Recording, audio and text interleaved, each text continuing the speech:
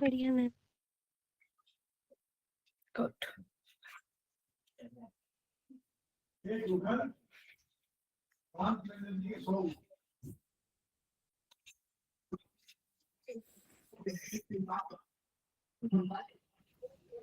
पढ़ लो।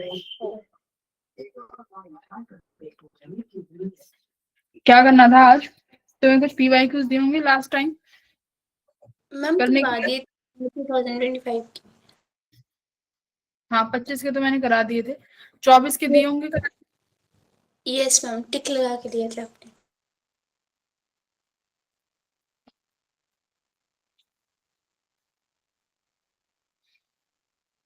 ठीक है, तो क्या करें, नया चैप्टर शुरू कर ले आज? Yes ma'am. Yes ma'am. देखो तुम्हें टीचर्स ने बताया होगा ना बैचेस के बारे में कि 2 बैच बनेंगे। Yes ma'am. Yes ma'am.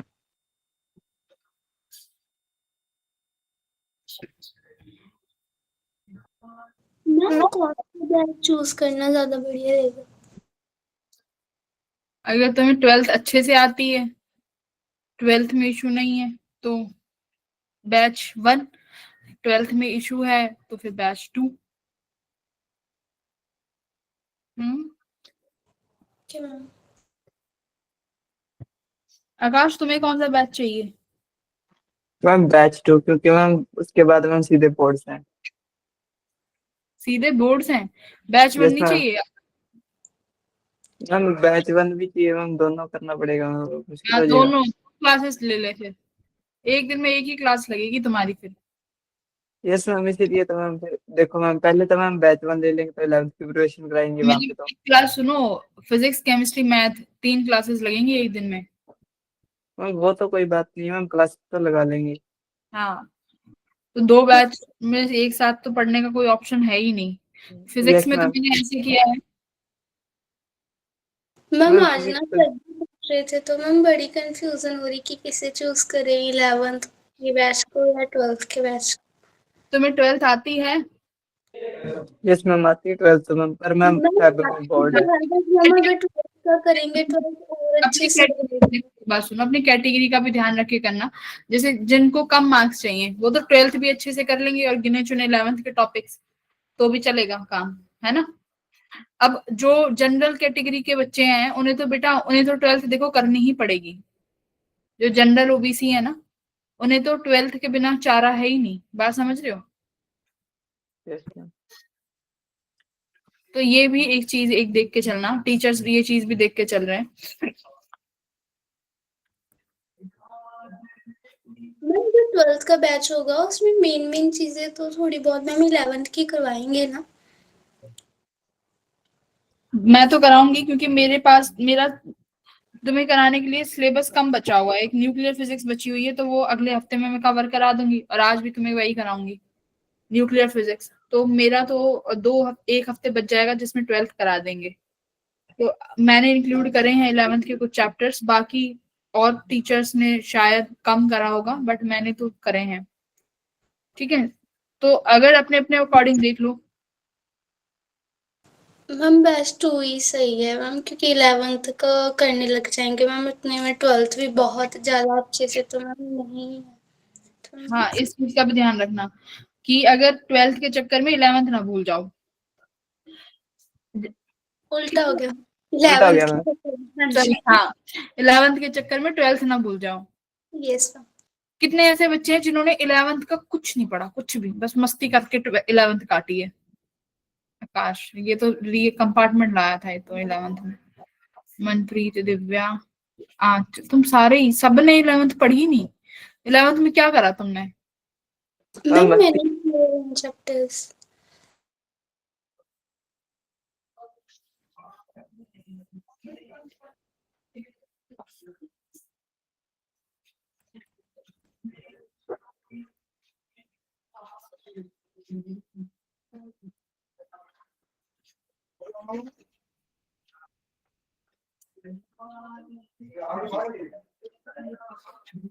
कृपा, यस मैम। बेटा फोन क्यों नहीं उठाती हो? ना मैसेज का रिस्पॉन्स करते हो। हाँ कृपा बोलो बेटा। मैम हाँ बोलो, अपने ईमान बताओ बताइए। कृपा। सॉरी कृपा बोलो, अब फिर चुप हो गई। वो मुझे लगा आप मेंटरशिप के लिए बोलोगे। नहीं नहीं भाई, कॉल तो करनी होती है ना, 100 चीजें पूछनी होती है। पूछो मैं कितने बच्चों को सबके मेंटर्स उनको कितनी बार कॉल करते हैं, पूछो। आकाश मैं तुम्हें कितनी बार कॉल करती हूँ, बहुत बार कर देते हैं मैम, कुछ पूछना होता। है ना। संध्या तुम्हें कितनी बार कॉल करती हूँ, मैम 2 दिन बाद तो कर देते हो मैम। है ना। आंचल तुम्हें भी कॉल करती हूँ ना मैं। Saumya yes ma'am. कॉल तो मैं इन सबको करती हूँ विदाउट मेंटरशिप भी। और जो बाकी के बच्चे हैं जो खुशबू मैम और हर्षित सर के अंडर होंगे, उन्हें तुम्हारे टीचर्स कितनी बार कॉल कर देते हैं, सुहानी काफी टाइप्स करते करते हैं ना, रिपीटिवली। Yes ma'am. प्रतीक कितनी बार कॉल करती है खुशबू मैम, मैम करती हूँ। करती है ना। तो ये तो बेटा टीचर्स तो पूछेंगे ही ना कि हमारे बच्चे कर क्या रहे हैं, जो हम काम दे रहे हैं तुम वो काम कर रहे हो नहीं कर रहे हो, टीचर्स तो पूछेंगे। ठीक है कृपा। हाँ तो जी मैम। मेंटरशिप 2 हफ्ते में एक बार होती है, बाकी जो फॉलो अप लेना होता है कि तुम एग्जैक्टली कर क्या रहे हो, वो कॉल पे डिस्कस हो जाता है, बट तुम कॉल ही नहीं उठाती। मैम वो आज ही करवाया था मैंने फॉर्म फिल, मुझे लगा आप डांटोगे फिर से मुझे। नहीं देखो, तो फिर क्या हो गया, टीचर्स की डांट, टीचर्स तो डांटने के लिए ही है। अगर हाँ तुम जी। कुछ गड़बड़ करोगी तो मैं तुम्हें ही थोड़ी डांटती हूँ। ये आकाश कितनी बार डांट खाता है पूछो, ये तो क्लास में डांट खाता है। संध्या कितनी बार डांट खाती है, और ये अमनदीप कितनी बार डांट खाती है। तुम्हें तो फिर भी कॉल करके डांटती हूँ, कभी किसी के सामने नहीं डांटा है, ये तो क्लास में डांट खाते हैं बैठे बैठे। ठीक है कृपा, हाँ कभी भी टीचर की डांट से तो डरना नहीं चाहिए तुम्हें। कभी टीचर ऐसे तुम्हारे भले के लिए ही तो कहते हैं, हाँ जी। राइट। हाँ जी हाँ यस मैम। हाँ, तो डरना नहीं है तुम्हें, टीचर्स तुम्हें कुछ पूछने के लिए, बताने के लिए, समझाने के लिए ही कॉल करेंगे, ठीक है। तो कभी ऐसे डर के कॉल नहीं उठाना, ऐसे मत आए अभी कभी भी किसी भी और टीचर के साथ भी मत करना ऐसे, ठीक है। ओके कृपा बेटा, मैम। फॉर्म फिल कर दिया तुमने, हाँ जी मैम कर दिया। Very good. तो मुझे अपने ना एप्लीकेशन नंबर और जो डिटेल्स है ना वो शेयर कर दो एक बार ग्रुप अपने उस पे ठीक है मैम। अभी भेज दो, फिर तुम अवेलेबल नहीं होती, फिर गायब हो जाती है ये। नहीं मैम कर दो। भेज दो, अभी भेजो, मुझे भेजो फटाफट। तो कंफर्मेशन पेज आया होगा ना,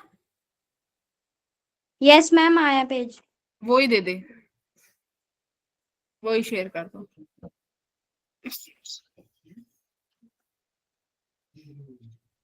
तो कृपा को भी बैच 2 में ही रखा है। कृपा अगर तुमने बैच 2 में जो करा रहे हैं टीचर्स उतना भी कर लिया, 1.5-2 महीने मेहनत करके निकाल लोगी, ठीक है। मैम मैम मुझे भी बैच 2 में ही रखना मैम, 12th वाला ही रखना। हाँ संध्या तुम्हें तो बैच 2 में ही रखा है, यस ठीक है। मैम। आंचल और सौम्या को बैच 1 में रखा है। आंचल सौम्या चल जाएगा बैच 1, नो इनको मैम इन इसमें बैच रखा है में। है ना, खाली नहीं कर हो पाएगा। अगर 12th के भरोसे पेपर देने जाओगी दोनों जन, तो कैसे हो पाएगा, तुम्हारा 93 परसेंटाइल जाता है कट ऑफ क्वालिफाई के लिए, बिना 11th के कैसे कर पाओगी, बोलो। आंचल सौम्या, यस मैम। तुम दोनों को इसीलिए बोल रही हूँ क्योंकि तुम लोगों को कैटेगरी एडवांटेज नहीं है, तो तुम लोग दोनों 11th करनी पड़ेगी, और 12th जो है अपना नवंबर तक निपटाओ दोनों मिलके, कैसे भी करो अपना रिवाइज कर लो पूरी 11th, ठीक है। Yes sorry ma'am. 12th 11th में करना पड़ेगा। क्या चाहते हो, सेकंड बैच में जाना चाहती हो दोनों, है आंचल किस में जाना चाहती हो, मैम सेकंड वाले पे। सौम्या तुम, मैम आप देख लीजिए। हाँ मैं देख लूंगी, ठीक है, बिल्कुल। बस तुम मेहनत करते रहो जो क्लास में कराए। सौम्या तुम बैच 1 में ही जाओगी, ठीक है। मैम आप पढ़ाओगी उस बैच में? दोनों में मैं ही पढ़ाऊंगी फिजिक्स, तो तुम्हें किसी और से पढ़नी है आकाश। नो मैम, हाँ, आप तो पूछ रहे थे, मैं आप ही पढ़ाओगी। नहीं, बैच 2 में कोई और टीचर पढ़ाएगा। अब बताओ। नो मैम, आप ही पढ़ा लो। हाँ, नहीं नहीं, बैच 2 में कोई और टीचर पढ़ाएंगे तुम्हें नो फिजिक्स। मैम, आप बैच 1 उनको दे दो ना। नहीं, बैच 2 में तुम पढ़ते तो हो नहीं, तुम अब भी नहीं पढ़ोगे। बैच 2 मैम वाले पढ़ते रहेंगी। पढ़ते हो? Yes ma'am. ठीक है। हाँ मनप्रीत, क्या कहना चाहती हो, बोलो बेटा। मनप्रीत, जशनप्रीत, क्या कह रहे हो, बोलो।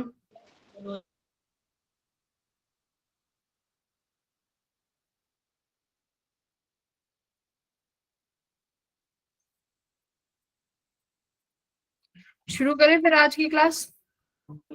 Yes ma'am. ठीक है, आज नया चैप्टर शुरू होगा तो है ना, न्यूक्लियर। हर्ष आया अभी। लो, ये अब ये डांट खाएगा, खाएगा कि नहीं?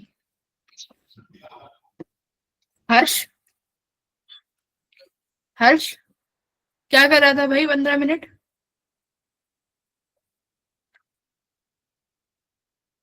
कृपया भेजो बेटा अपना फॉर्म। हाँ जी मैम, मैंने भाई को किया है मैसेज, वो भेज रहे हैं। ठीक है। अब कल से ऐसे बिजी मत हो जाना, फोन उठा लिया करो और मुझे भेज देना आज, नहीं तो कल मेरे को भेज दो, ठीक है? मैम ठीक है। तुम्हारी सिस्टर शायद फोन रखती है, वो भी फोन नहीं उठाती ये वाला, पता नहीं क्यों। वो जॉब पे होते हैं, 7:30 बजे होती है उनकी छुट्टी। तो ये फोन तुम रखती हो कि तुम्हारी सिस्टर रखती है? नहीं मैम, मैं तो उन्हीं के पास होता है, मैं तो स्कूल चली जाती हूँ, फिर वो 7 बजे आता, मतलब 6:30 बजे तक वो भाई ले आता है फोन। अच्छा, तुम्हें फोन अभी क्लास के टाइमिंग पे ही मिलता है, अदरवाइज नहीं मिलता है ना? नहीं मैम, ऐसे काम करने के लिए तो मिल जाता है। कृपा, फिर पढ़ती कैसे हो? तुम्हें जो डीपीपी वगैरह में देती हूँ वो कब करती हो भाई? हाँ। हाँ जी मैम। मैम जो मैंने आपने बोला था कि आपने 4 चैप्टर करने हैं, वो तो मैंने स्टार्ट कर दिए हैं, इलेक्ट्रोस्टैटिक तो। और कैसे कुछ कर रही हो? और मैम, जो जो आपके नोट्स और रिकॉर्डेड लेक्चर हैं वो मोबाइल उनसे तो भी तुम्हारे बात पास है। रहते नहीं है ना बेटा जी? हाँ जी मैम। मोबाइल तो आपके पास रहता नहीं है ना? नहीं मैम, मैंने कल तो स्कूल की छुट्टी करी थी, हाँ परसों की थी, परसों हाँ की थी। हाँ हाँ। फिर? और और और जब आपने उस दिन बोला था, उसी दिन किया था कुछ।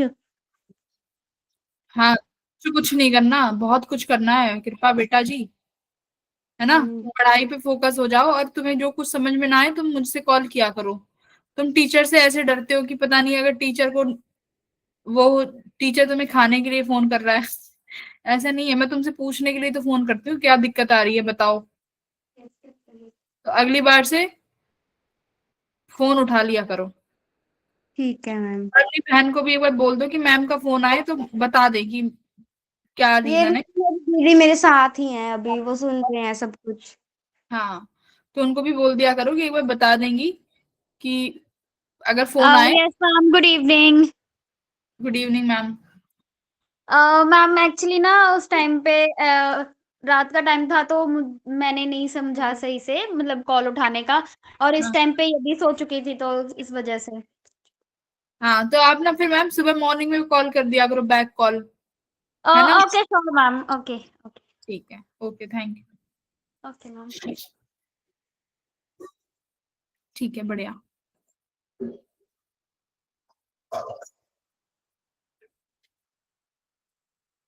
स्क्रीन शेयर कर देती हूँ।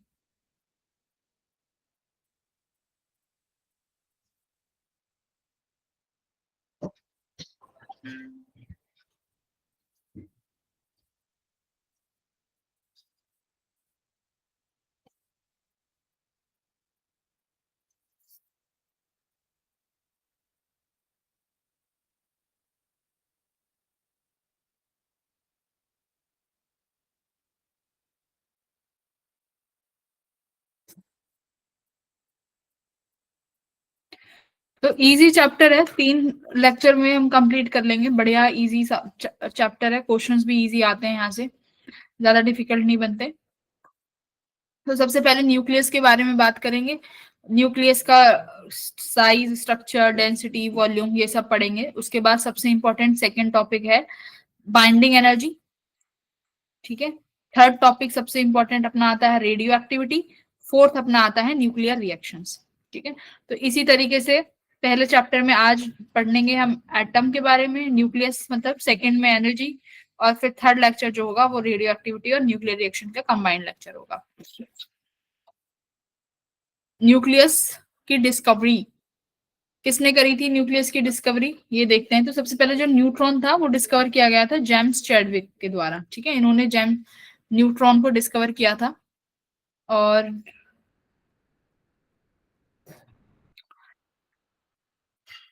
सबसे पहले जो न्यूट्रल रेडिएशन थी वो सिर्फ फोटोन ही माना जाता था कि जो फोटोन है, फोटोन के पास कैसा चार्ज होता है? कोई चार्ज नहीं होता, न्यूट्रल है।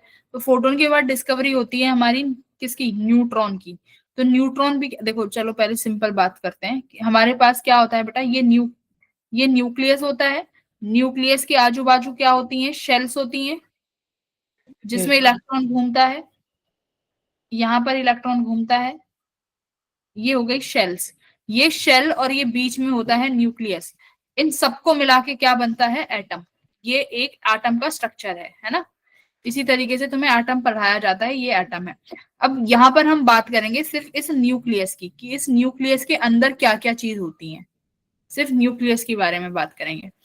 तो अब देखो न्यूक्लियस के अंदर क्या क्या होता है बेटा। न्यूक्लियस के अंदर प्रोटॉन्स होते हैं और न्यूक्लियस के अंदर होते हैं न्यूट्रॉन्स, है ना। प्रोटॉन पर कैसा चार्ज होता है? प्रोटॉन पे चार्ज होता है पॉजिटिव, और न्यूट्रॉन पे कैसा चार्ज होता है बेटा?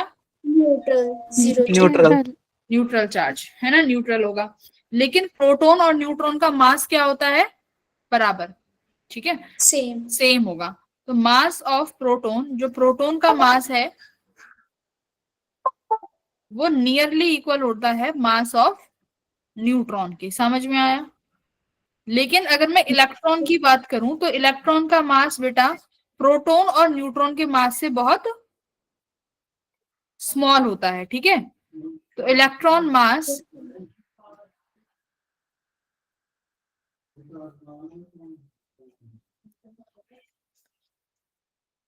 मास is very small as compared to mass of proton and neutron, ठीक है। तो न्यूट्रॉन और प्रोटॉन के मास से इलेक्ट्रॉन का मास बहुत ज्यादा स्मॉल होगा। इतनी बात समझ में आई? अब देखो, मान लो मैं तुम्हारे सामने यहां लिख रही हूं, ये मेरे पास कोई एक एटम है एक्स बेटा, सपोज ऑक्सीजन, ये ऑक्सीजन है। ऑक्सीजन के पास 8 एटॉमिक नंबर होता है और 16 एटॉमिक मास, है ना। तो ये जो नीचे लिखा हुआ है 8, इसको क्या बोलते हैं? 8 क्या है? Atomic number. और जो ये 16 लिखा हुआ है इसे क्या बोलते हो तुम? Atomic mass. इसे बोला जाता है एटॉमिक मास। अब जो ये 8 है इसको और क्या बोल सकते हो? एटॉमिक नंबर का मतलब क्या है? Number of number of proton. हाँ, प्रोटॉन, ये इसको क्या बोलोगे? नंबर ऑफ प्रोटॉन्स, याद रखना। तो ये है नंबर ऑफ प्रोटॉन्स। अब जो 16 है ये क्या है? Atomic mass number. Atomic mass number का मतलब क्या है? Number of protons plus number of neutrons. हाँ, ये 16 का मतलब है कि यहाँ पर number of neutrons plus number of proton का टोटल सम है कि कितने न्यूट्रॉन है कितने प्रोटॉन है, वो टोटल होके 16 हो गया। और इसी को क्या बोलते हैं हम? नंबर ऑफ न्यूक्लियॉन्स भी बोलते हैं। इनको एक साथ क्या बोल सकते हो? न्यूक्लियॉन्स। क्या बोल सकते हो? Number of nucleons. तो प्रोटॉन और न्यूट्रॉन के लिए एक टर्म आती है जिसे हम क्या बोलेंगे? न्यूक्लियॉन्स, ठीक है, ओके, न्यूक्लियॉन। अब इसको रिप्रेजेंट कैसे कर सकते हो? मान लो एक्स मेरे पास कोई भी एटम होगा, 8 को रिप्रेजेंट करूंगी बेटा जेड से और 16 को रिप्रेजेंट करेंगे ए से, ठीक है, ये याद रखना। और मेरे पास नंबर ऑफ न्यूट्रॉन कैसे निकालोगे? नंबर ऑफ न्यूट्रॉन्स किसके बराबर होगा? नंबर ऑफ न्यूट्रॉन्स मैं किस में से क्या माइनस कर दूं? ए में से Z माइनस कर दूं, यस मैम। A में से Z घटा देंगे तो नंबर ऑफ न्यूट्रॉन्स मिल जाएंगे। ठीक है, तो ये होता है तुम्हारा न्यूक्लियस का मतलब नंबर ऑफ न्यूट्रॉन प्रोटॉन। अब ये देख लिया।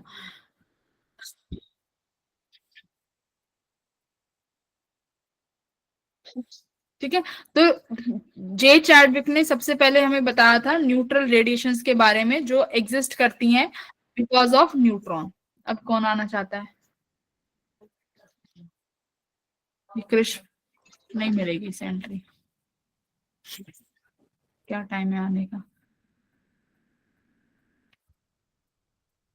देखो यहाँ पे लिखा हुआ है mass of neutron is nearly equals to mass of proton, तो इनका मास बराबर होगा। अब देखो यहाँ पे न्यूट्रॉन के बारे में लिखा हुआ है, न्यूट्रॉन की स्टेबिलिटी देखो। न्यूट्रॉन के पास जो मास है वो है 1.1 यू। एएमयू होता है ना, एएमयू, उसे यहाँ पे क्या बोल सकते हो? 1 यू बोल सकते हो। ठीक है, तो ये तुम्हारा एटॉमिक मास है किसका? न्यूट्रॉन का। मीन लाइफ मतलब न्यूट्रॉन कितने समय तक जिंदा रह सकता है, मीन लाइफ क्या है? देखो न्यूक्लियस के अंदर क्या होता है, न्यूट्रॉन और प्रोटॉन आपस में बदलते रहते हैं। मतलब न्यूट्रॉन किस में चेंज हो जाता है? प्रोटॉन में। और प्रोटॉन किस में चेंज हो जाता है? न्यूट्रॉन में। कन्वर्ज हो जाते हैं न्यूक्लियस के अंदर। ठीक है, तो मीन लाइफ कितनी दी हुई है न्यूट्रॉन की? 1000 सेकेंड। ठीक है, तो 1000 सेकेंड न्यूट्रॉन की मीन लाइफ है। न्यूक्लियस के अंदर न्यूट्रॉन स्टेबल है। देखो stable inside the nucleus, but nucleus के बाहर न्यूट्रॉन क्या है? एक अनस्टेबल पार्टिकल है। ठीक है, तो न्यूक्लियॉन कन्वर्ट हो जाता है प्रोटॉन में। ये अभी कन्वर्जन अभी नहीं सीखेंगे, ये रेडियो एक्टिविटी में सीखेंगे। एटॉमिक नंबर डिस्कस कर लिया, एटॉमिक मास नंबर डिस्कस कर लिया हमने। ठीक है, एटॉमिक मास क्या होता है? मास ऑफ सिंगल एटम, है ना। एक सिंगल एटम का कितना मास है उसी को एटॉमिक मास बोलते हैं हम। एटॉमिक मास की सब यूनिट क्या होती है? एटॉमिक मास को किस में लिखते हो आप? Atomic mass, atomic mass unit क्या बोलते हो एएमयू। इसको? एएम, है ना। एएमयू। तो एक एएमयू को क्या लिख सकते हो बताओ? 1 एएमयू किसके बराबर होता है? 1/12 ऑफ 1/12 कार्बन का मास। कार्बन का मास, है ना। तो एक एएमयू को हम डिफाइन करते हैं 1/12 of mass of carbon atom. ठीक है, कार्बन एटम का मास कितना होता है? 12 पॉइंट समथिंग, 12.00 समथिंग लिखो। ये केजी में क्या लिखोगे? केजी में ये हो जाएगा mass of 1 carbon atom is 1.9 something 10 to the power -26। तो 1 एएमयू यहाँ से कितना निकल के आता है बेटा?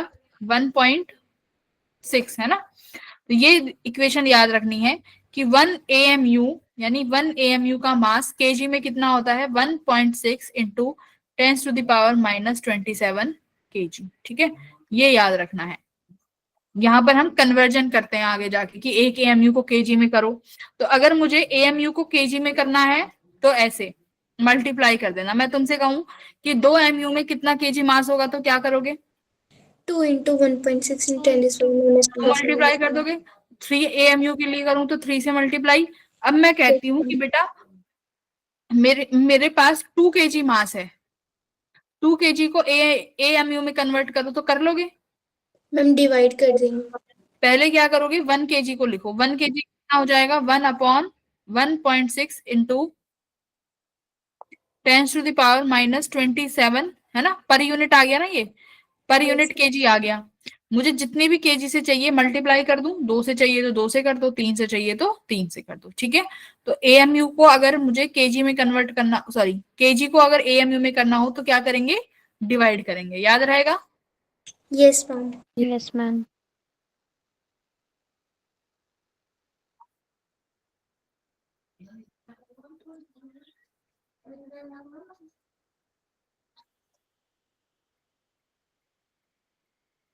ठीक है, चलो इसमें मुझे प्रोटॉन, इलेक्ट्रॉन और न्यूट्रॉन के नंबर बताओ।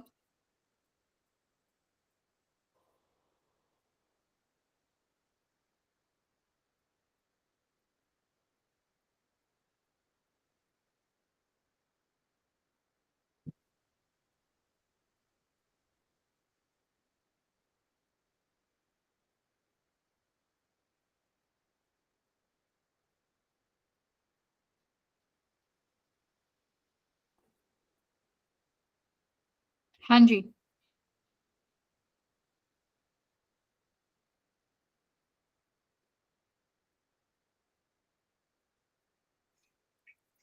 कितने हैं इसमें, प्रोटॉन्स कितने हैं? मैम 79। 79। 79 है ना। इलेक्ट्रॉन कितने हैं? 79। मैम 79। 79, क्योंकि जितने इलेक्ट्रॉन होते हैं उतने ही प्रोटॉन्स होंगे, क्योंकि आटम कैसा होता है, न्यूट्रल। आटम न्यूट्रल होता है। Yes ma'am. न्यूट्रॉन कैसे निकालोगे? मैम 118 माइनस कर देंगे मैम। A minus Z। 118 आ जाएगा। ठीक है, यस यस मैम। मैम। बढ़िया। अभी इतना खुश मत होना, ये बहुत बेसिक चीज चल रही है अभी, एकदम खुश हो जाओ। फिर आता है देखो आइसोटॉप्स, केमिस्ट्री में भी पढ़ा होगा। आइसोटॉप्स क्या होंगे? आइसोटॉप्स वो एटॉमिक एलिमेंट होंगे जिनके पास नंबर ऑफ प्रोटॉन्स क्या होने वाला है, number of protons B same. Same. ठीक है, भले ही मास नंबर अलग हो सकता है बट उनका नंबर ऑफ प्रोटॉन्स क्या रहेगा, नंबर ऑफ प्रोटॉन्स सेम रहेंगे, है ना जी। जैसे कि अब ये भी याद रखना, ये सेम एलिमेंट ही होना चाहिए। क्या होना चाहिए? Same element. यानी अगर मैंने हाइड्रोजन का एटम लिया है, हाइड्रोजन में एक ये होता है 1 1। अब तुम्हें दूसरा एलिमेंट हाइड्रोजन का ही लेना है, तो हाइड्रोजन में एक ड्यूटेरियम होता है जिसके पास एटॉमिक मास 2 होता है, एक ट्रिटियम होता है जिसके पास एटॉमिक मास 3 होता है। देखो तीनों के पास एटॉमिक नंबर यानी प्रोटॉन क्या है, नंबर ऑफ प्रोटॉन्स कैसे हैं, सेम। सेम है ना, किसके बराबर है, 1 के बराबर। तो ये सेम न्यूक्लियाई होना चाहिए, यानी अगर हाइड्रोजन के लिए हैं तो हाइड्रोजन की ही न्यूक्लियाई होनी चाहिए। मास नंबर भले ही कुछ हो, प्रोटॉन्स यानी एटॉमिक नंबर सेम होना चाहिए। तो ऐसे कंपाउंड को क्या बोलोगे, आइसोटॉप्स। तो ये आइसोटॉप्स हैं। अगर ये ऑप्शन आता है कि बताओ ये कंपाउंड दे दिया, ये आइसोटॉप्स है, आइसोटोन्स है, अभी और भी चीजें आएंगी, तो ये आइसोटॉप्स हैं। ठीक है, टॉप्स कैसे याद रखोगे, पी से। पी आ गया मतलब, पी मतलब प्रोटॉन, तो यानी प्रोटॉन का नंबर सेम होना चाहिए, ऐसे याद रख सकते हो। फिर याद रखना कि एलिमेंट भी सेम होना चाहिए। एक तो ये रहा एग्जांपल है ना, हाइड्रोजन, ड्यूट्रियम और ट्रीटियम। और देखो क्लोरीन का हो गया, ये देखो क्लोरीन में एक क्लोरीन होता है बेटा 17 एटॉमिक नंबर, और एक होता है उसका मास 35 होगा। एक ऐसा क्लोरीन होगा जिसका एटॉमिक नंबर तो 17 है लेकिन मास कितना हो जाएगा, 30। 37। अब देखो दोनों में मास नंबर तो अलग अलग है, मास नंबर अलग अलग है मतलब न्यूट्रॉन्स अलग हैं, लेकिन प्रोटॉन तो दोनों में 17 हैं। तो प्रोटॉन 17 है और देखो सेम एलिमेंट है क्लोरीन क्लोरीन, तो ये यस सर। कैसे एलिमेंट है, ये आइसोटॉप्स है ना, आइसोटॉप्स। आइसोटॉप्स। तो आइसोटॉप में दो कंडीशन है, क्या, एक तो सेम प्रोटॉन्स, और दूसरा क्या कंडीशन है, same same element. Same element. Electron. Same element, है ना, सेम एलिमेंट होना चाहिए। ये दो कंडीशन है आइसोटॉप्स की। क्लियर हुआ? Yes ma'am. Yes ma'am. Yes ma'am. अब देखो द एवरेज वेट, अगर मुझे एवरेज वेट लेना है तो कैसे लेंगे, देखो समझो। अब हमारे पास जो क्लोरीन है ना, नेचुरली नेचुरली बात कर रहे हैं, तो नेचुरली जो क्लोरीन है वो एक तो ये वाला भी है 35-17 और एक 37-17, ये दोनों एग्जिस्ट करते हैं। लेकिन अगर अबंडेंस की बात करूं तो 35 वाला ज्यादा है, वो कितना पाया जाता है, वो 75% मिल रहा है, उसकी अबंडेंस कितनी है, 75%। ठीक है, अब जो 37 वाला है वो कितना मिल रहा है भाई, वो सिर्फ 24, भाई 100 से ज्यादा तो नहीं हो सकता ना, 100% मैक्सिमम है। तो 75% कौन सा मिल रहा है, 35 वाला, और 24% मिल रहा है 37 वाला। अब दोनों के एटॉमिक मास तो अलग अलग है, देखो 35 वाले का एटॉमिक मास कितना है, 34.98 यू, और 37 वाले का एटॉमिक मास कितना है, 36.98। तो अब बात आती है हम किसका मास लेंगे, जब क्वेश्चन सॉल्व करेंगे तो किसका एएमयू लेंगे, एवरेज लेंगे। क्लास के नाम से देखें कैसे ज्वाइन कर रहे हैं बदतमीज लोग। ये बच्चे कैसे, बच्चों के पास कुछ काम नहीं है क्या, इनके 12th के बोर्ड्स आ रहे हैं, ये ऐसी हरकतें कर रहे हैं। हाँ मैम पता नहीं कौन है, 12th में जाते हुए कि नहीं। हाँ हाँ, हाँ वही तो पता नहीं 12th भी कैसे पास करेंगे, मुझे तो समझ ही नहीं आ रही। तो अब हम इनका एटॉमिक मास कैसे लेंगे, तो एटॉमिक मास कैसे लेंगे, इनका एवरेज ले लो, ठीक है, इनका एवरेज लेंगे। तो एवरेज कैसे करोगे, देखो जैसे मेरे पास ये 35 वाला क्लोरीन है, इसकी अबंडेंस 75.4% है, तो इसकी अबंडेंस का परसेंटेज से मल्टीप्लाई कर दो इसका मास नंबर। एटॉमिक मास कितना है, एटॉमिक मास 34, तो देखो 75.4 से मल्टीप्लाई किया 35.98, ठीक है। फिर मैम वो 34.98 नहीं है? हाँ 34 होगा, ये 34 होगा करेक्ट, ठीक है 34.98 या 35 भी हो सकता है, इसमें पता नहीं गड़बड़ कर दी कौन सा ठीक है।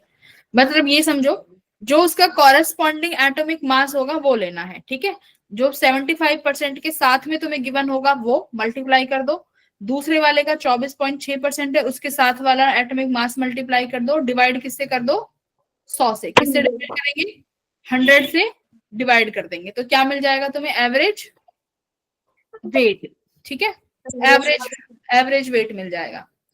तो कितना आ गया इसका एवरेज, 35.47 यू। तो फॉर्मूला क्या बन गया, अबंडेंस मल्टीप्लाई बाय उनका एटॉमिक मास, ठीक है। अब ऐसे 3 भी हो सकते हैं, तो तीसरा भी ऐड कर देना, डिवाइडेड बाय 100 ही रहेगा, है ना, डिवाइडेड बाय 100 कर देना। ऐसे 3 4 जितने भी हो सबकी abundance multiply by their atomic mass. फिर आता है देखो क्या, आइसोबार, आइसोबार्स,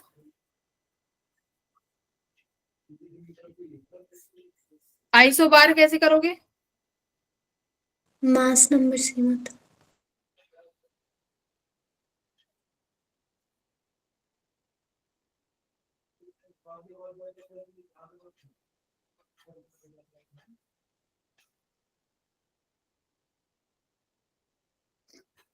तो कैसे लिखते हैं, एक्स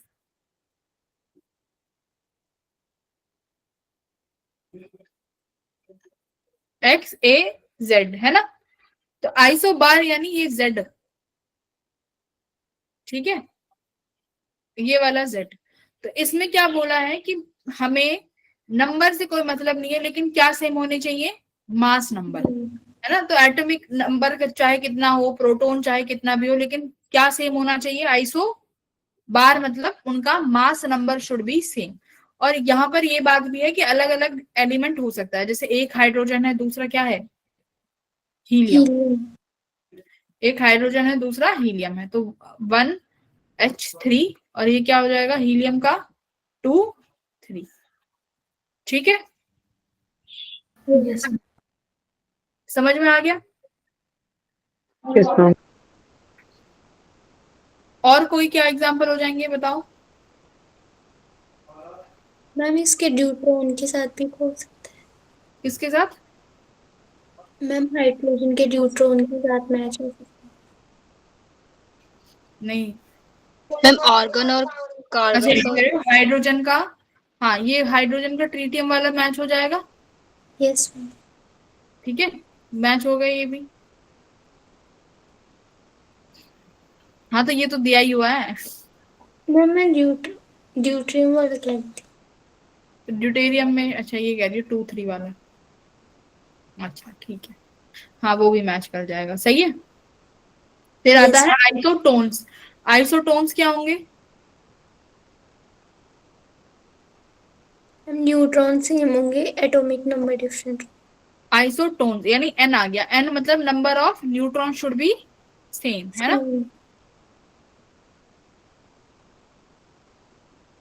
न्यूट्रॉन क्या हो जाएगा, न्यूट्रॉन सेम हो जाएगा, ठीक है, तो यहाँ न्यूट्रॉन सेम हो जाएगा। तो यानी यहाँ पे देखो एग्जांपल Hg मरकरी और Au का एग्जांपल दिया हुआ है, तो न्यूट्रॉन का नंबर कैसे मिलेगा, इन दोनों को आपस में मास नंबर में से क्या माइनस करोगे, atomic atomic number number. Minus करो, देखो सेम आ रहा है क्या,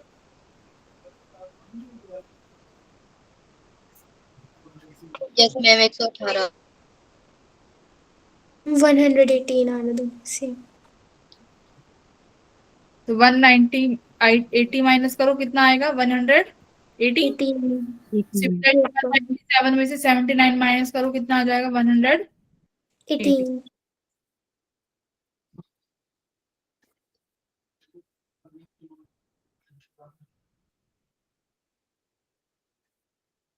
तो यहाँ आइसोटोन में number of neutrons should be same. ठीक है, तो दो चीज होगी, तीन चीज पढ़ ली आपने,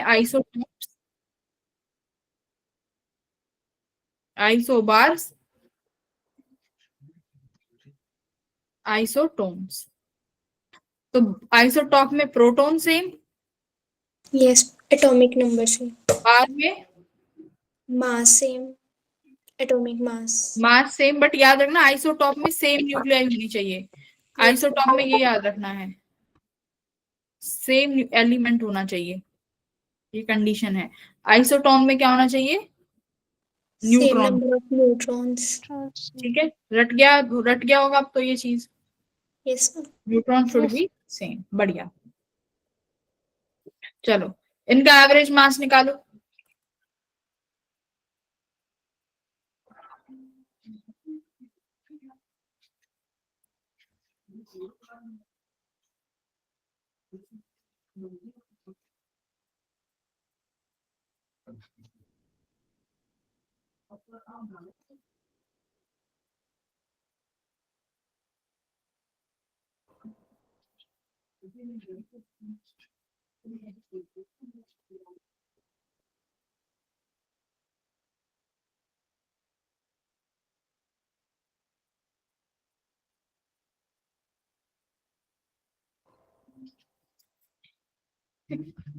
कौन परेशान कर रहा है ये? अंशिका, अंशिका परेशान कर रही है। अंशिका बीच क्लास में आई हो, कुछ नहीं मैम समझ। 12.01। करो 12 मैम पॉइंट। 12.01। हाँ, है ना? कैलकुलेटर से तो नहीं कर दिया? हाँ कैलकुलेटर जी। करना। हाँ जी मैम, चलिए कैलकुलेटर नहीं लगाना भाई, पेपर में कैलकुलेटर थोड़ी मिलेगा। ठीक है, तो ये परसेंटेज हटाने के लिए 100 लगाया है बस, और कुछ नहीं है, 100।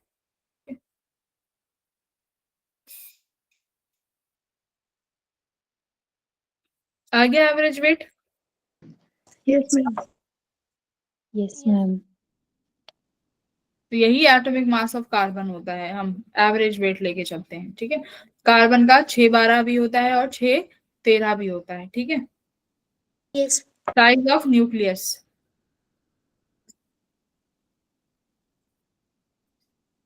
the minimum distance between alpha particle and the center of nucleus just before it reach reflect by छोड़ो इसको।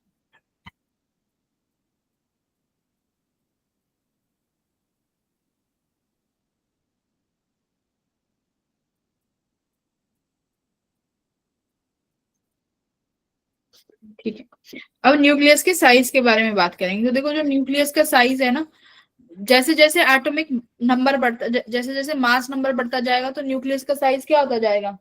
बढ़ता बढ़ता जाएगा। जाएगा। अगर मेरे पास भाई एक तो हाइड्रोजन का आटम है जिसके पास सिर्फ एक ही प्रोटॉन है, एक मान लो एटॉमिक मास किसी का 246 250 है, तो इनके साइज में डिफरेंस होगा कि नहीं होगा इस न्यूक्लियस के में? तो यानी जो वॉल्यूम है न्यूक्लियस की, वो किसके डायरेक्टली प्रोपोर्शनल होती है? किसके डायरेक्टली प्रोपोर्शनल होगी वॉल्यूम? मैम एटॉमिक नंबर पे। Atomic mass number. ठीक है, एटॉमिक मास नंबर के, मास नंबर के वॉल्यूम क्या होगी न्यूक्लियस की? वॉल्यूम प्रोपोर्शनल होगी। तो अब देखो न्यूक्लियस कैसा है भाई? स्फेरिकल है, तो स्फेरिकल क्या लिखोगे? 4/3 पाई न्यूक्लियस की रेडियस r³ प्रोपोर्शनल टू ए। ठीक है, प्रोपोर्शनल टू ए। तो ये सब एक कांस्टेंट हो जाएगा। मान लो ये 4/3 पाई, प्रोपोर्शनलिटी को हटाने के बाद एक कांस्टेंट आएगा, तो आर को क्या लिख दोगे? आर इक्वल्स टू, ये आर यहाँ पर ए की पावर 1/3 में चला जाएगा, कांस्टेंट को क्या लिख दू? r0, और 3 यहाँ पर जाएगा तो कैसे जाएगा? ए की पावर 1/3 में। ठीक है, जिसमें r0 क्या है? r0 एक कैसी वैल्यू है? Constant value. कैसी वैल्यू? और r क्या है? Radius. Radius. Radius of nucleus, ठीक है, इस तरीके से है। और ए क्या है? मास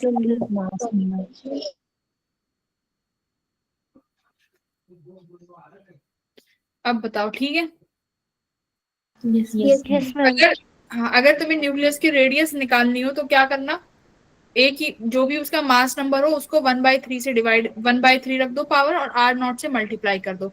और R0 देखो किसके बराबर है, 1.2 इंटू 10⁻⁻15 मीटर, यानी R0 कितना होगा, 1.2 फेम्टोमीटर। ये एक कांस्टेंट वैल्यू है, ठीक है, R0 1.2 फेम्टोमीटर, ये याद रखना, ठीक है। Yes ma'am. ये फॉर्मूला है R = R0 A की पावर 1/3।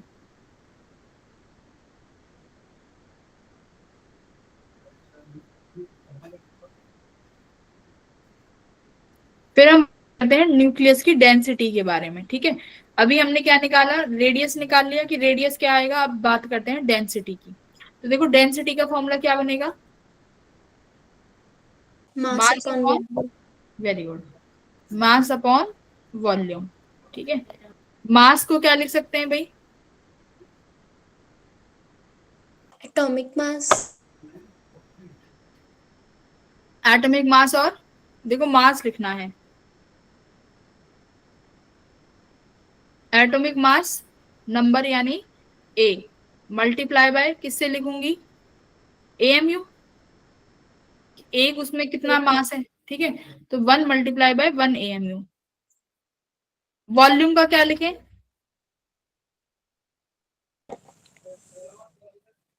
फोर पाई पाई R³ तो R को क्या लिखोगे, R0 A की पावर 1/3 की क्यूब, ये लिखोगे। R तो ये निकाली थी अभी हमने, भाई R की वैल्यू तो ये निकाली है ना, R की ये वैल्यू निकाली है ना अभी, R की वैल्यू ये लिख दी। अब ऊपर A × 1 AMU upon 4π3 pi R0 की पावर 1/3, A की पावर 1/3, तो A बचेगा, A से A को क्या कर दो, कैंसिल कर दो। तो देखो डेंसिटी कितना आया, 1 AMU अपॉन 4/3 पाई R0 की पावर 1/3। अब एक बात बताओ, 1 AMU कैसी वैल्यू है, कांस्टेंट, 3 पाई कांस्टेंट, R0 कांस्टेंट। तो यानी डेंसिटी, चाहे तुम्हारा हाइड्रोजन का न्यूक्लियस हो, चाहे कितना भी हैवी न्यूक्लियस हो, क्या है भाई, डेंसिटी क्या हो जाएगी, कांस्टेंट। कांस्टेंट रहेगी। और सभी न्यूक्लियस के लिए ये भी बोल सकते हो कि सेम रहेगी। तो इसमें जब AMU की वैल्यू रखोगे, R0 की वैल्यू रखोगे, तो डेंसिटी कितनी मिलेगी, ये वाली मिलेगी, 2.3 10⁻17 kg मीटर क्यूब, ठीक है।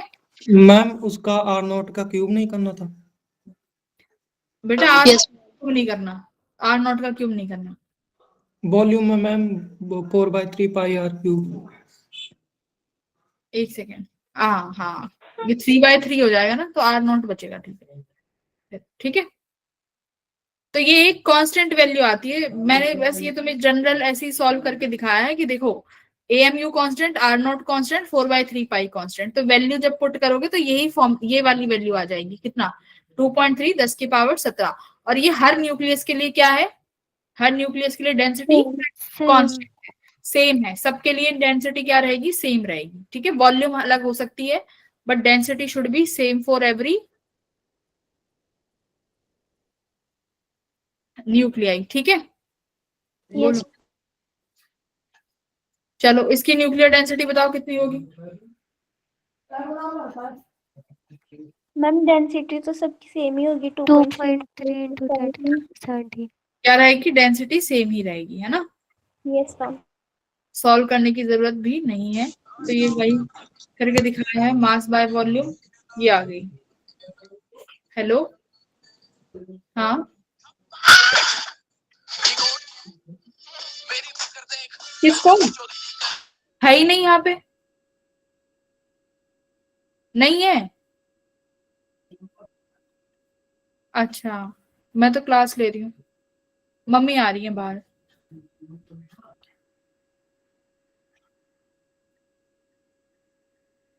मैम हाँ मैम इसमें तो आर नोट का क्यूब लिया है मैम। हाँ तो किया था ना बाद में आर नॉट क्यूब, यहाँ पे देखो किया तो है यहाँ पे हमने। मैम फिट कर दिया था हमने। तो 3, अरे उसकी पावर भी तो आर नॉट का 3 है ना यहाँ पे। यस मैम, क्यूब होएगा। ये 1/, अच्छा एक सेकेंड, आर नॉट की पावर ये 3 हो जाएगी, ये 1/3 की है ना, ये 3 रहेगी सिर्फ।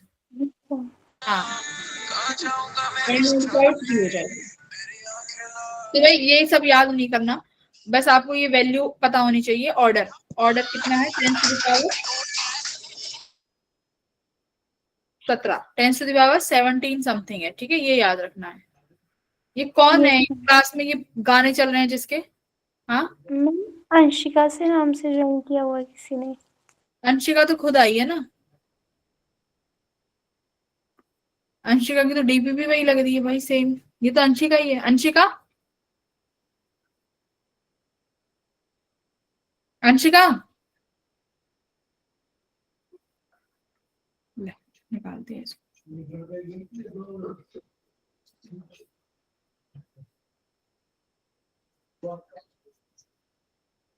ठीक है,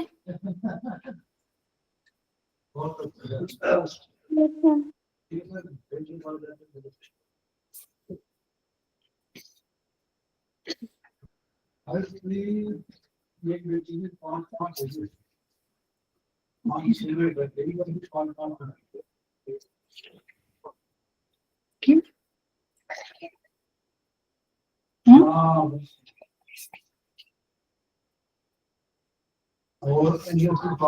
ठीक है, बाइंडिंग एनर्जी। अब हम पढ़ते हैं थोड़ा सा न्यूक्लियर की स्टेबिलिटी के बारे में, ठीक है।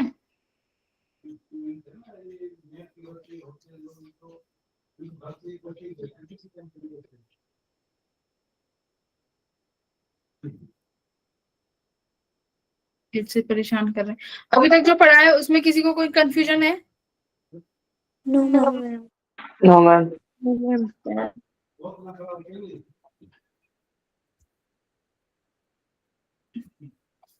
ठीक है, अब थोड़ा सा बाइंडिंग एनर्जी के बारे में पढ़ लेते हैं।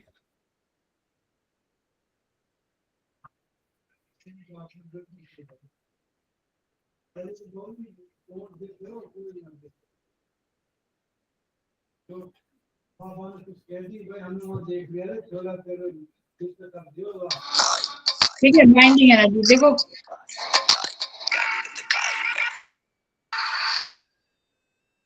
ये अंशिका अभी तो रिमूव करी थी। मैम आई थिंक इसकी आईडी से ही कोई ज्वाइन कर रहा है।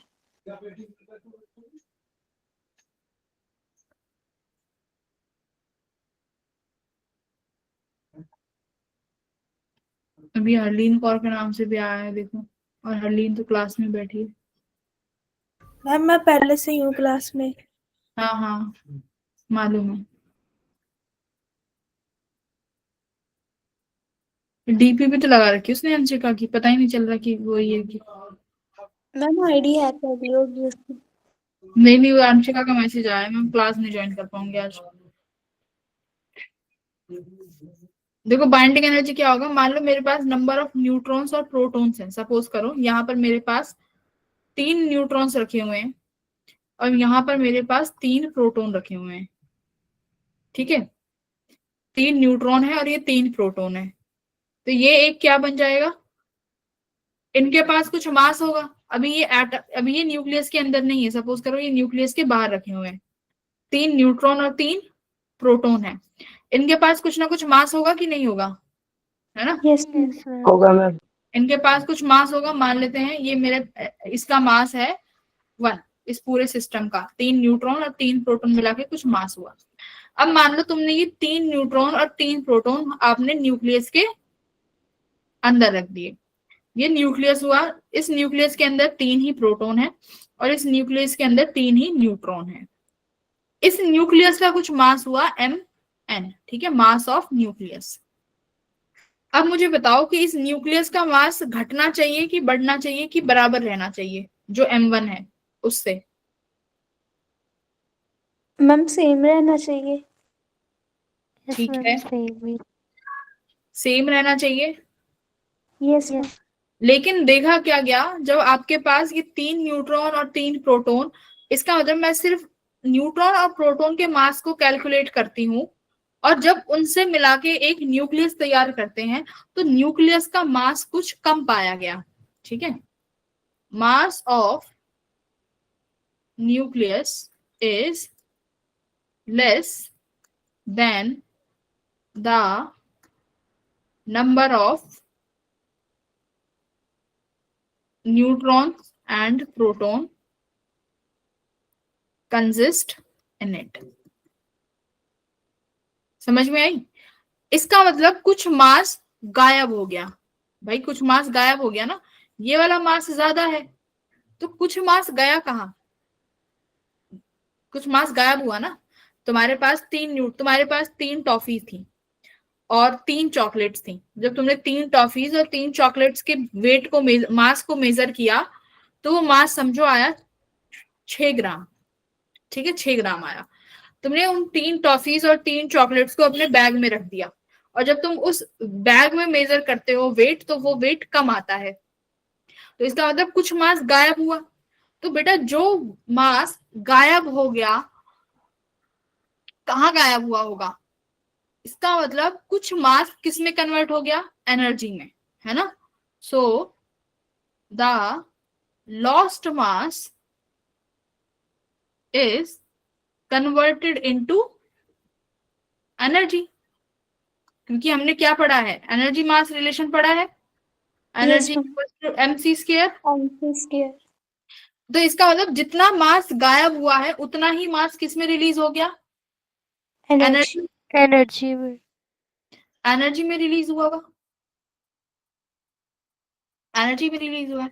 तो यही बात, इसी को ही, अब जो ये एनर्जी रिलीज हुई है इसी को ही क्या बोल देते हैं? इसी को ही बोलते हैं बाइंडिंग, बाइंडिंग एनर्जी। अब इसको बाइंडिंग क्यों बोल रहे हैं, बाइंडिंग क्यों नाम दिया इसका? अब एक बात सुनो, जितना एनर्जी रिलीज हुआ है ना, मान लो 3 न्यूट्रॉन और 3 प्रोटॉन को जब एक न्यूक्लियस के अंदर रखोगे, तो जो एनर्जी रिलीज हुई है, अगर सेम अमाउंट की एनर्जी मैं एक्सटर्नल से इस न्यूट्रॉन को, इस न्यूक्लियस को प्रोवाइड कर दूं, बात सुनो, अगर उतनी ही एक्सटर्नल एनर्जी मैंने इस न्यूक्लियस को प्रोवाइड कर दी, तो ये न्यूक्लियस क्या हो जाएगा? ये न्यूक्लियस बिखर जाएगा, टूट जाएगा। भाई जितनी, इस मेरी बात ध्यान से सुनो, जितनी एनर्जी रिलीज हुई है, अगर मैंने उतनी ही अमाउंट की एनर्जी इस न्यूक्लियस को एक्सटर्नली प्रोवाइड कर दी, तो क्या हो जाएगा? टूट जाएगा मैम न्यूक्लियस। क्योंकि ये रिवर्स भी तो हो जाएगी ना फिर प्रोसेस। Yes ma'am. न्यूट्रॉन फिर से किसमें, तुम्हारा न्यूक्लियस किसमें बिखर जाएगा? अलग अलग न्यूट्रॉन और अलग अलग प्रोटॉन्स में। इसीलिए इसको क्या बोला गया है? Binding energy. कि जो ये एनर्जी रिलीज हुई है, इसने इस सिस्टम को किसमें क्या कर दिया? इस एनर्जी ने इस सिस्टम को बांध दिया। किसके अंदर? न्यूक्लियस के अंदर। अगर उतनी ही अमाउंट की एनर्जी एक्सटर्नल दे दोगे तो न्यूक्लियस बिखर जाएगा और न्यूक्लियस फिर डिस्टेबल हो जाएगा। अब देखो, अब मुझे बताओ कि जितनी अमाउंट की एनर्जी रिलीज होगी, अब सपोज तुम्हारे पास कोई 2 न्यूक्लियस हैं, एक न्यूक्लियस को तोड़ने में ज्यादा एनर्जी चाहिए और एक न्यूक्लियस को तोड़ने में बहुत कम एनर्जी चाहिए होगी, समझ रहे हो? Yes ma'am. एक न्यूक्लियस को तोड़ने में कम एनर्जी चाहिए और एक को तोड़ने में बहुत ज्यादा एनर्जी चाहिए। तो कौन सा न्यूक्लियस स्टेबल लग रहा है तुम्हें अभी? जिसमें ज्यादा चाहिए।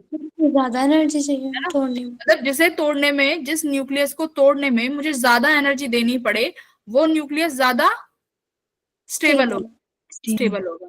तो क्या उस न्यूक्लियस के बनते वक्त ज्यादा एनर्जी रिलीज भी हुई होगी? क्योंकि वही एनर्जी जो रिलीज हुई है वही बाइंडिंग एनर्जी यस है ना। मैम। हाँ, तो जितना ज्यादा स्टेबल न्यूक्लियाई होगा, उसकी जो बाइंडिंग एनर्जी होगी वो क्या होगी? ज्यादा होगी। ज्यादा होगा। तो इसी को क्या बोलेंगे हम? Binding energy. तो बाइंडिंग एनर्जी का डेफिनेशन क्या लिखोगे? एक सेकेंड।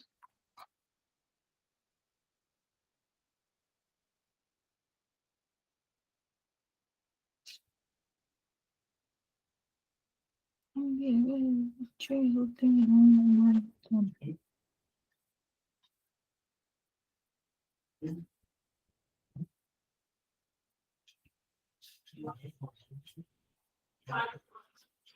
हाँ, तो बाइंडिंग एनर्जी की डेफिनेशन लिखिए, क्या लिखेंगे?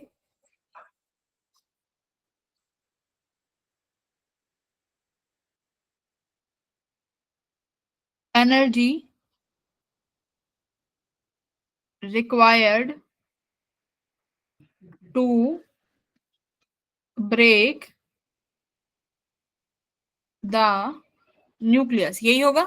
जितनी एनर्जी न्यूक्लियस को तोड़ने के लिए चाहिए वही बाइंडिंग एनर्जी है, और यही एनर्जी एनर्जी रिलीज होगी। ठीक है, ये सेम एनर्जी है, याद रखना। और क्या लिख सकते हो? द मोर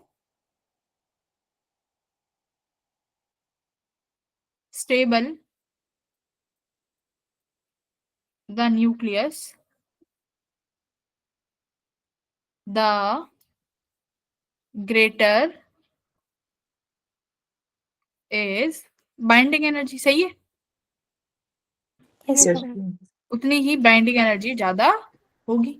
ठीक है, अब देखो, अभी हमने क्या पढ़ा था कि अगर मेरे पास कुछ नंबर ऑफ मासेस और ये कुछ नंबर ऑफ प्रोटॉन्स यहाँ पड़े हुए हैं, सपोज 3 प्रोटॉन 3 न्यूट्रॉन, इनको एक न्यूक्लियस में बदल दिया गया, न्यूक्लियस में भी उतने ही प्रोटॉन और न्यूट्रॉन होंगे, तो ये हो गया मेरा मास ऑफ न्यूक्लियस, ये मेरा मास ऑफ। तो इसका मास कैसे लिखोगे बेटा इस वाली इक्वेशन का? इसका मास कैसे लिखोगे? एक प्रोटॉन का mass multiply by number of protons, और नंबर ऑफ प्रोटॉन को किससे डिनोट करते हैं?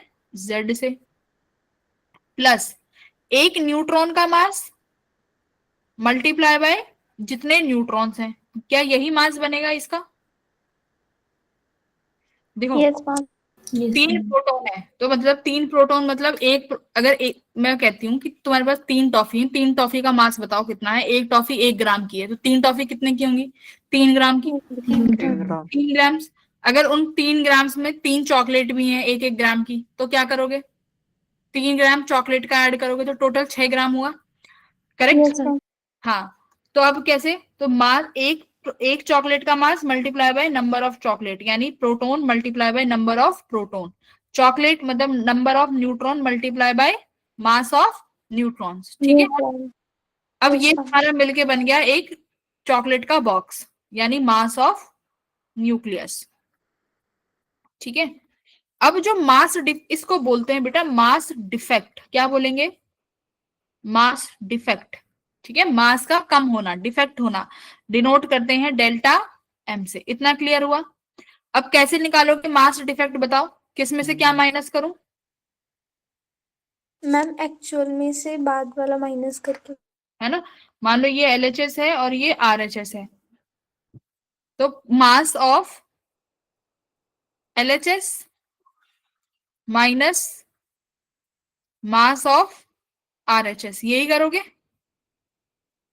यस तो LHS का मास कितना है? Z of mass of proton plus number of neutrons. Number of neutrons को वैसे क्या लिखते हैं? A माइनस Z, है ना, तो A माइनस Z लिखो। मास of neutron minus mass of nucleus. ठीक है, तो ये क्या हुई? ये तो हुआ मास डिफेक्ट। अब बेटा ये जो मास डिफेक्ट हुआ है यही किस में बदला है? यही किस में बदला है? दिस मास इज इक्विवेलेंट किसके? मैम जो एनर्जी रिलीज हुई है ना, इक्विवेलेंट ऑफ एनर्जी रिलीज्ड और बाइंडिंग एनर्जी। बोलो ये ठीक है? Yes ma'am. तो मैं एनर्जी कैसे निकालूंगी कि इसके एनर्जी कितनी एनर्जी रिलीज करा होगा? तो तुम लिखोगे ma'am E equals to delta M C square. Total mass तो नहीं लिखोगे, सिर्फ वही मास लिखोगे जो मिस हुआ है। भाई बाकी तो ऐसा का ऐसा तुम्हारे पास है, जो मास चला गया वही एनर्जी में कन्वर्ट हुआ है, तो वो क्या है? Delta M। क्लियर हुआ? तो एनर्जी अगर इस प्रोसेस में कितनी एनर्जी रिलीज हुई है तो तुम क्या करोगे? Delta M into C square कर दोगे। बोलो सब समझ में आ गया? Yes ma'am. यस मैम इसका मास ऑफ प्रोटॉन कितना होगा? वो तुम्हें सब मिलेगा, प्रोटॉन का न्यूट्रॉन का मास, वो गिवन होगा। ठीक है, मैम हाँ और वो, EMC स्क्वायर में C की वैल्यू हम 3 × 10⁸ ही भरेंगे ना? हाँ वही भरेंगे। ठीक है, C क्या है? C is speed of speed of light.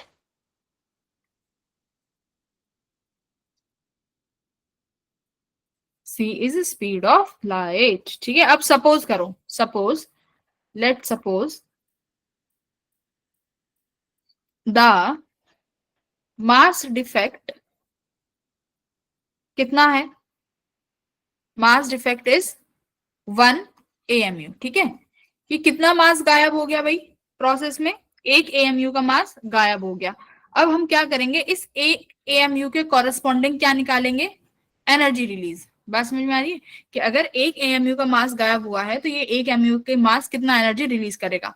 अब अगर मेरे पास ये पता चल गया कि 1 AMU के कॉरेस्पॉन्डिंग इतनी एनर्जी रिलीज हुई है, तो मैं तुमसे कहूंगी बेटा 2 AMU का बताओ, तो क्या करोगे, डायरेक्ट उस एनर्जी में 2 से मल्टीप्लाई, यस 3 से मैम। निकालो बेटा डायरेक्ट उस एनर्जी रिलीज में, 3 से मल्टीप्लाई कर दोगे इसे। तो इसीलिए हम एक काम करते हैं, हम 1 AMU का मास डिफेक्ट निकाल लेते हैं, उसके बाद हमारे लिए काम आसान हो जाएगा। चलो निकालो, तो तुम लिखोगे ma'am energy release is equals to delta M C square, और डेल्टा एम कितना है 1 AMU, AMU सी कितना है 3 इंटू 10⁻8 का स्क्वायर, यानी मीटर स्क्वायर पर सेकंड स्क्वायर। अब देखो, एक तो मीटर पर सेकंड में है स्टैंडर्ड यूनिट्स में, और एक AMU में है, तो काम चलेगा, नहीं चलेगा, नहीं चलेगा, है ना। तो एक काम करते हैं, क्या काम करें बताओ, क्या करें, AMU को किस में कन्वर्ट कर लूं, केजी में। Yes ma'am. 1 AMU को किस में कन्वर्ट कर लें, केजी में, तो मेरे पास एनर्जी किस में आ जाएगी फिर, जूल्स में। भाई एनर्जी की स्टैंडर्ड यूनिट क्या होती है, जूल। तो अगर स्टैंडर्ड यूनिट रखनी है तो मास और सी को भी किस में रखना पड़ेगा, स्टैंडर्ड यूनिट में, करेक्ट। तो 1 AMU अभी पढ़ के आए हो कितना था, 1.6 into -27 kg, यही पढ़ के आए हो ना। Yes ma'am. हाँ, अब बताओ, अब हमें क्या चाहिए, 1 AMU को केजी में करना है, तो ये वैल्यू लिख दूं मैं 1.6 इंटू 10⁻⁻27, 3 3 9, 10⁻16। अब ये क्या बन गया, जूल्स, क्या बन गया, जूल्स एनर्जी रिलीज। ठीक है, या फिर बाइंडिंग एनर्जी, जो तुम्हें मन करे वो बोल लो। ओके, अब ये जूल्स में है। अब देखो ये एनर्जी अभी भी नेगेटिव में आ रही है ना, 27 में से 16 घटा दो तो 10⁻- में ही कुछ आएगा। तो इसका मतलब ये एनर्जी जो 1 AMU के कॉरेस्पॉन्डिंग रिलीज हो रही है वो बहुत स्मॉल अमाउंट की है, क्योंकि जूल जो यूनिट है वो बहुत बड़ी यूनिट है, जूल्स हम डेली लाइफ में यूज करते हैं ना, तो ये बहुत छोटी यूनिट है। बात समझ में आ रही है, this is very small unit.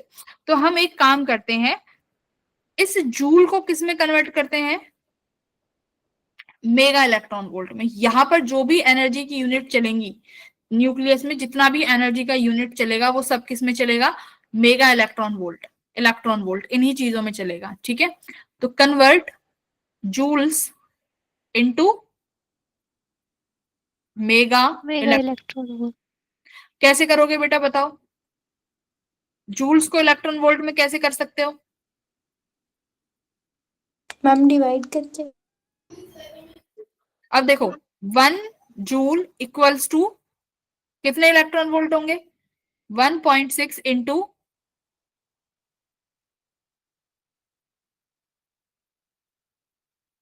10⁻19 electron volt, है ना, इतने वोल्ट हो जाएगा।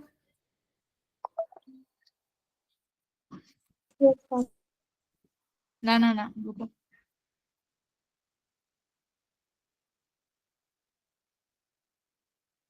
तो मैं इतने से डिवाइड कर दूं इस वाली यूनिट को, इस जूल को मेरे को एक इलेक्ट्रॉन वोल्ट में कन्वर्ट करना है, तो मैं डिवाइड कर दूंगी किससे, 1.6 इंटू 10⁻19। तो ये अभी किस में कन्वर्ट हुआ, इलेक्ट्रॉन वोल्ट में, करेक्ट,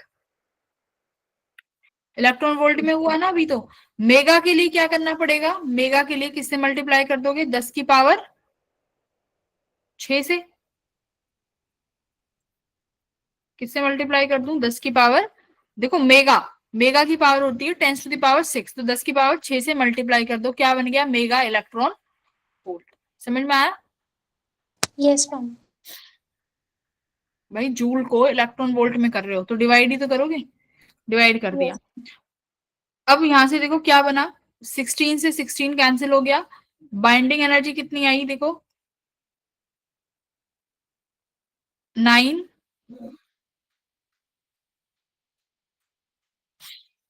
देखो ये हमने 1.6 लिया है, होता ये एग्जैक्टली वैसे 1.675 समथिंग कुछ है, ठीक है ये होता है।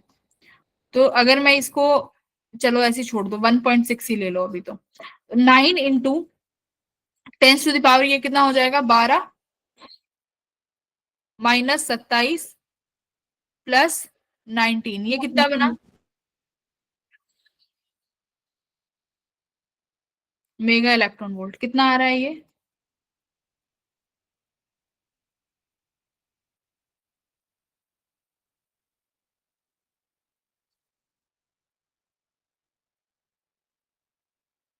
3 में बैठ रहा होगा, 10⁻³ 3 मेगा इलेक्ट्रॉन वोल्ट आ रहा है ना। हाँ यस मैम। तो देखो ये तुमने 1.6 लिया है, इसके आगे भी वैल्यूज होती हैं, देखो ये 1 AM इक्वल्स टू 1.6 नहीं होता, ये आगे भी होता है। तो मोर एक्यूरेटली तुम्हारा ये 900 मेगा इलेक्ट्रॉन वोल्ट आ रहा है, बट होता कितना है देखो, अगर सही लेंगे तो बाइंडिंग एनर्जी आएगी 931.5 मेगा इलेक्ट्रॉन वोल्ट, ठीक है। तो ये याद रखना है, क्या वैल्यू, ये वैल्यू तुम्हें याद रखनी है कि अगर एक AMU का मास गायब हुआ है तो कितनी एनर्जी रिलीज होगी 931 मेगा इलेक्ट्रॉन वोल्ट, याद रहेगा। Yes ma'am. ये मोटा मोटा डिराइव कराया है 900 के आसपास, बट मोर अप्रोप्रिएटली करोगे, सारी चीजें सेम रखोगे, जैसे 1.675 होता है एग्जैक्ट मास, तो you will get this value. तो बाइंडिंग एनर्जी कितनी रिलीज होगी 931.5 मेगा इलेक्ट्रॉन वोल्ट, क्लियर है।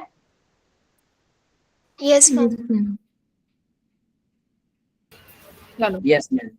बहुत अच्छा, हाँ मैम ने 9 × 10⁻⁶ कहाँ से लिया? कहाँ लिया है 6, मैम नहीं ये 16 होगा ना ये, अच्छा बेटा यस मैम 16। हाँ ये 16 होगा। तो अब ये कितना बन गया मेरा 16 और 6 17 18 19 20 21 22 बन जाएगा ये, है ना। तो ये यस कितना मैम। बन रहा है पावर,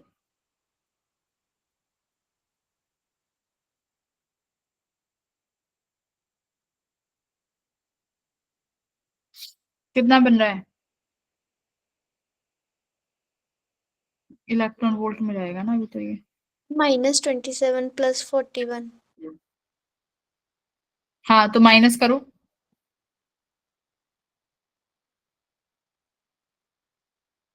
मैम 14 10⁻14 14 बन रहा है क्या, 16 और 6,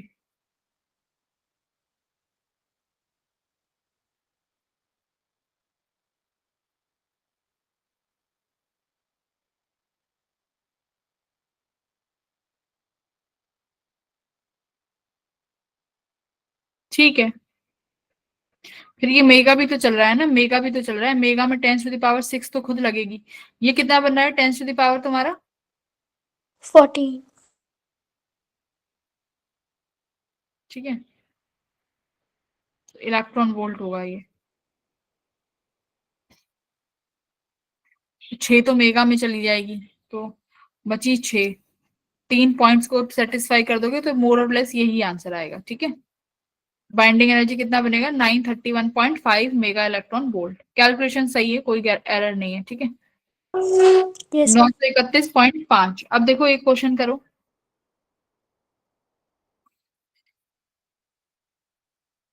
ये तुम्हारे पास हीलियम दिया हुआ है जिसका एटॉमिक मास दे रखा है 4.0026 U, ठीक है।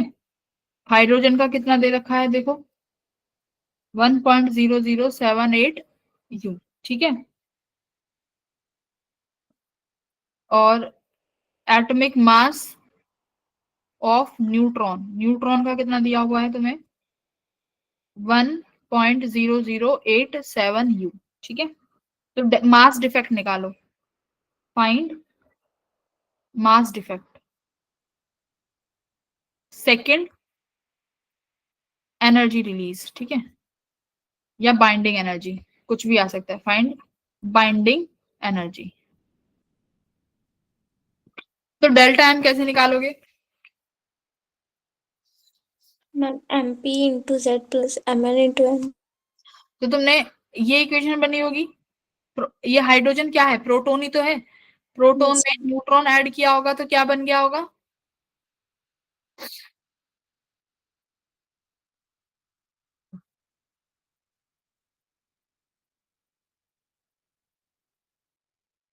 देखो हाइड्रोजन न्यूट्रॉन से मुझे हीलियम बनाना है, ठीक है, कैसे बना पाओगे? मैम 2.0165। ना रुको, मेरे को दो हाइड्रोजन, मेरे को कितने वो चाहिए, एटॉमिक मास 4 चाहिए, और एटॉमिक ये कितना चाहिए, 2। तो ये 2 हाइड्रोजन होगा ना, तो तुम्हारे पास 2 चार्ज हो गया, 2 ये, तो 2 और एक 3, 2 यही होंगे नाइट्रोजन। अब इक्वेशन देखो, इक्वेशन बैलेंस भी करनी चाहिए, सुनो मेरी बात, समझ आ रहा है क्या कर रही हूँ? Yes ma'am. तुम्हें क्या बनाना है भाई, प्रोटॉन और न्यूट्रॉन से क्या बना होगा? ये हाइड्रोजन का मतलब क्या है, ये हाइड्रोजन का मतलब क्या है, प्रोटॉन ही तो है यस मैम। बेटा, ये प्रोटॉन ही तो है। तो यानी प्रोटॉन और न्यूट्रॉन मिलके क्या बना रहे हैं, helium. Yes ma'am. But helium कितना है, 2 और 4। तो देखो प्रोटॉन के पास तो एक चार्ज है और एक मास है, लेकिन न्यूट्रॉन के पास चार्ज 0 है और मास 1 है, ठीक है। तो अगर मेरे पास 2 हीलियम, बेटा हीलियम का एटॉमिक नंबर कितना है, 2। तो एटॉमिक नंबर 2 कैसे मिल सकता है जब कितने प्रोटॉन यूज करे होंगे, 2 प्रोटॉन। 2 yes ma'am. तो 2 प्रोटॉन यूज करे तो कितना मास हो गया, 2 मास बढ़ गया और 2 नंबर, ठीक है। लेकिन मास अभी भी 4 है, पर मास नहीं बढ़, नंबर नहीं बढ़ना चाहिए, तो इसका मतलब न्यूट्रॉन भी कितने होंगे, 2 न्यूट्रॉन होंगे। देखो अब हो गया बैलेंस, यस मैम 4 मास और 2 नंबर, ठीक है।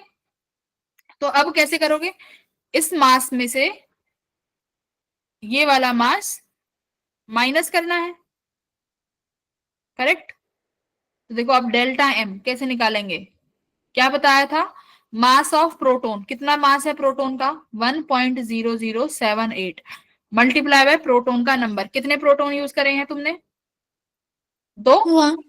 अरे प्रोटोन 2 यूज करे ना, देखो यस। यस मैम 2 से मल्टीप्लाई करेंगे, प्लस मास ऑफ न्यूट्रॉन कितना है, 1.0087, कितने न्यूट्रॉन यूज करे हैं, 2 2, माइनस न्यूक्लियस का मास, न्यूक्लियस कौन सा है, हीलियम का, तो हीलियम का मास कितना दे रखा है, 4.0। 4.026। निकालो इसको, सॉल्व करो कितना आ रहा है।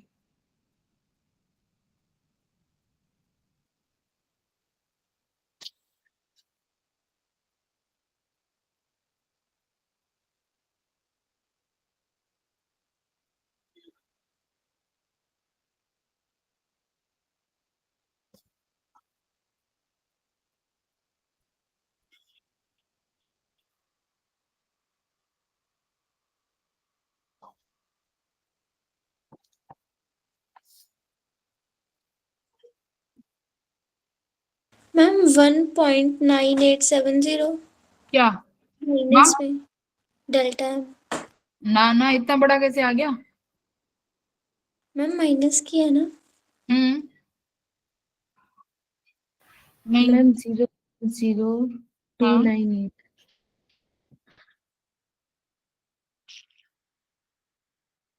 ये राउंड ऑफ मत करना, राउंड ऑफ मत करना इन्हें, डेल्टा एम आने के राउंड ऑफ कर सकते हो, एज इट इज करना पड़ेगा। देखो 2 से मल्टीप्लाई करो, 2 मल्टीप्लाई 1.0078, तो ये आ रहा है 2 पॉइंट 0150 प्लस 1.0087 मल्टीप्लाई 2 कितना आया, 2.0174 माइनस 4.0026, तो 74 में ऐड करो 2.0156, 0.034। हाँ वेरी गुड, 2.0156 प्लस 2.0174, ये आया 4.033, -4.00। तुम्हें कैलकुलेशन हाथों से ही करनी है, कैलकुलेटर यूज मत करना, मैन्युअली करो। तो ये तुम्हारा बनेगा बेटा 0.0304। आ गया? इतना AMU आया है ना। अब सेकंड क्वेश्चन है एनर्जी रिलीज का। हाँ, एनर्जी रिलीज। अब एनर्जी रिलीज के लिए क्या करोगे बताओ? Delta M C square. C square नहीं करेंगे। अब मैंने क्या बोला है, डेल्टा एम को सीधा किससे मल्टीप्लाई करना, 931.5 मेगा इलेक्ट्रॉन वोल्ट। निकाल तो लिया हमने सी स्क्वायर वाला काम पहले ही। अब नहीं करना। अब तुम्हें जितना भी डेल्टा एम आए उसमें 931.5 मल्टीप्लाई कर दो सीधा, बीच का सारा चक्कर खत्म। अब तुम्हें मल्टीप्लाई करना है, बताओ कितना आंसर आ रहा है?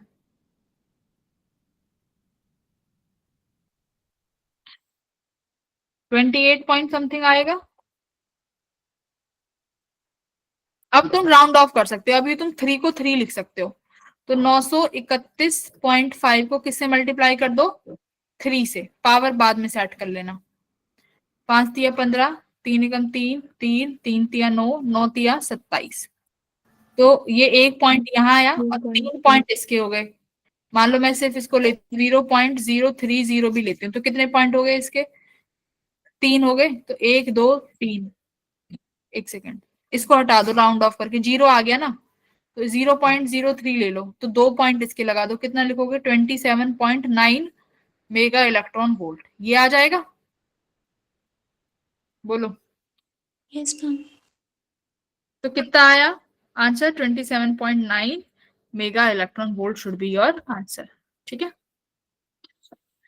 एक सेकेंड। 5 या 15, 5 5 3 और 1 4 आएगा ये। एक सेकेंड। 3 मैम 3 हमने राउंड ऑफ करके 3 लिखा है। ये 9 करके आगे करोगे तो राउंड ऑफ करके कितना हो जाएगा? ये इतना आ रहा है ना, 94।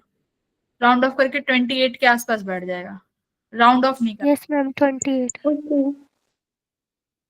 तो डेल्टा एम आने के बाद राउंड ऑफ कर सकते हो, इनमें राउंड ऑफ मत करना। किसमें? देखो एक सेकेंड, ये जो वैल्यूज हैं इनमें राउंड ऑफ मत करना, ठीक है?